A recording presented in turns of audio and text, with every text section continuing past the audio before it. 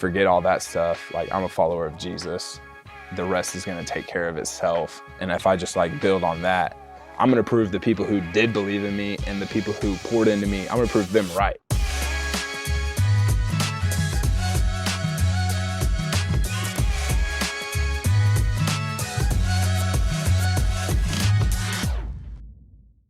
Growing up in Lubbock, you know, I grew up on Graham Harrell, Michael Crabtree, like all those guys when Leach was there coaching them. Absolutely. And so my whole like Leach is like the man in Lubbock. And so my whole life was just like just those memories I made early on. Like those were my earliest football memories. And then, you know, when I'm 18 years old, like I'm getting recruited by that guy who I have those memories, those fond memories of.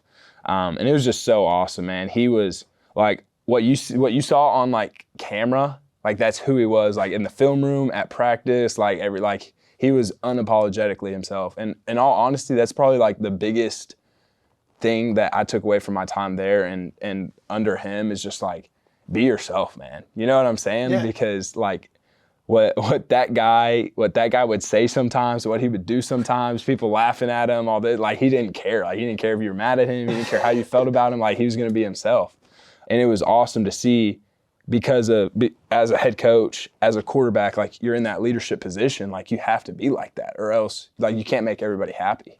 But to be recruited by him and go play for him, kind of get molded by him, it was a dream come true for a Lubbock kid. Lubbock is Texas. The Texas Tech, they're one and the same. My dad played at Texas Tech. My aunt and uncle played basketball at Texas Tech. Like my whole family are Red Raiders.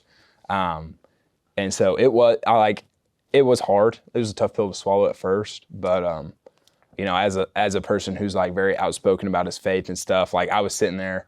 It got to a point where I was like, if God wanted me to go to Texas Tech, like there ain't nothing that would have stopped that from happening. And so clearly he has other plans for me. And so I just took that and ran with that. But it was at first a really tough pill to swallow because like you want to be the hometown hero, the Lubbock kid, like all that stuff. But that's just not what was. That's not what God had in store for me. So you and Barron played each other in Lubbock this year, which I have to imagine. What was the significance of that game for you? How much family did you have there? I have to imagine that was a really special. Was that your first time playing there too? It was. Yeah, no, it was. And it was a crazy thing. Well, it's crazy because a lot of local high schools, like for playoff games or like rivalry games, they'll play there. Like they'll do their thing. Like they'll play at the game. Amazing stadium, by the way. Awesome stadium. They did a great job with all of that. And I never did. Obviously been there tons of times, was there when they rushed the field. I was there when Pat Mahomes and Baker Mayfield went for like broke every NCAA record and went for like thousands of yards.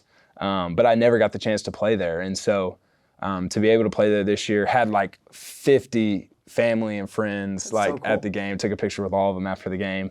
Literally drove past my high school on the way from the hotel to the stadium. It was just like, it was like a dream come true. And then to like have the outcome that we had, it was honest, like, it's just such a blessing and I'm so thankful. It's like one of the best games of your career. Yeah, it was awesome. Do you have a phone call from Mike Leach during your time together there? He's notorious for giving him funny phone calls. Do you have a phone call story? Dude, I could tell you, we could say this whole thing could just be Mike Leach stories. This whole like, however long this podcast is, I have thousands of Mike Leach stories. But as far as like phone calls go, whenever I was getting recruited and stuff, I mean, he like I said, like committed pretty early. They were talking to me pretty early. And when I say that, probably like sophomore year, maybe early junior year. And so got on the phone with him.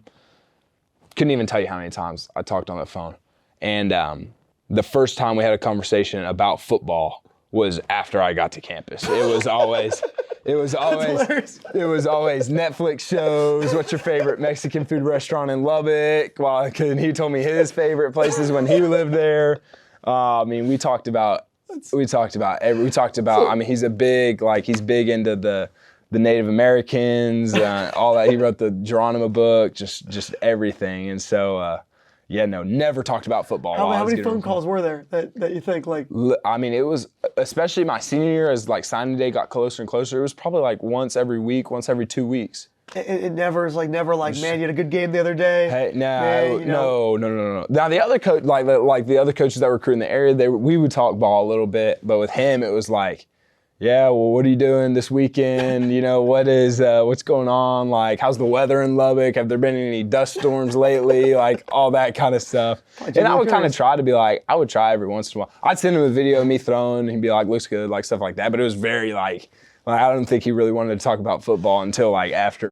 How'd the portal decision come about to come to Baylor after such a cool experience, it sounds like? I mean, it's difficult just because, like, you know, you grow close to those guys there. Will, my roommate, who was an offensive lineman, you just, like, get all those connections. Absolutely. And, like I've been talking about this whole show, like, I wanted to play for Coach Leach. And so after he passed away, and that was out of the picture, it was kind of like, man, I'm 15 hours away from home. I don't know who, like, I don't know, like, who the next offensive coordinator is going to be. I don't know who the next quarterback coach is going to be. You know, I just didn't, like, there was so much uncertainty. I prayed about it a lot. And, you know, it was a really hard decision, but I felt like God was calling me to get a little closer to home. And so I entered the portal and then took a visit to TCU and Baylor and wound up in Waco. And it's been awesome ever since. It does seem that your faith has been very, very solid for a pretty long period of time, but that can't be. Something has to test it for it to be that solid. Where was the point in your life it was tested the most? That's a great question. So I grew up like a stereotypical church baby. Grandfather was a pastor. Every Sunday, like, went to church in the morning, went to church at night. Like, that's just how I was raised. When I got to college, you know, kind of on your own for the first time, going through everything. And for me, like, that's where I, like, hit a wall because I was the best athlete on every field I was on in high school and growing up and stuff. And then when I got to college, I wasn't. And so, like, in high school, it was like, oh, sorry, like the football player, the baseball player, like athlete, like this, that. Got to college, and it was like, he's the freshman, you know? And I struggled in football, and I struggled in football, and I struggled in football. And, you know, I was like, it was just kind of like a moment where I was like, wait a minute, like, this isn't like, I'm supposed to be the football player. Like, why is, like, football not working out for me? And it was, like, natural stuff. Like, I'm adjusting to the speed of the game, making freshman mistakes, doing all that stuff. But it was like, whoa, like, if I put who I am in football, not if, like, I did. Like, that's who I was. And, like, it did not, like, it got me on the phone with my dad saying, like, Dad, I don't know if I can do this. Like, I'm not made for this. Like, I'm playing terrible. And so then when I started playing terrible, confidence went down, started playing worse. Was just searching for, like, an identity in something. And through it all, like, I think I know my faith grew stronger, but there for a while it was like, man, like, it wasn't the first thing I turned to. It was like, okay, football's not working out, like, let me turn to this, like, let me turn to this, like, grades, like I'm a smart kid, like, let me turn to school. Grades started going bad. It was like, man, like, there's gotta be something. And so that's when, like, the whole, like, foundation thing was set up where it was like, man, like, no, like, forget all that stuff. Like, I'm a follower of Jesus. The rest is going to take care of itself. And if I just, like, build on that, he's got a plan for me, and he's going to, like, see through it. And, you know, not long after that was when Coach Leach, the coach who I'd wanted to play for my whole life, passed away. Then I got to Baylor, got to play my first meaningful snaps at Baylor, played terrible. We go 3-9 last year.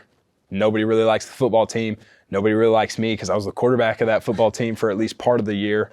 And so, like, and you're the quarterback. Sorry to interrupt you. You were the quarterback when it was spiraling. So, like, yes. like not responsible for it spiraling, but as it was getting worse and worse and worse, right. You were the guy who was in there. First career start was against Utah. It was kind of like, okay, well, like, I wanted this my whole life. It's just like a tough hand I was dealt. But yeah, so it was kind of like, okay, like, I got knocked down at first. And I got kicked while I was down, and then it was like I got hit again while I was down. It was just like punch after punch after punch.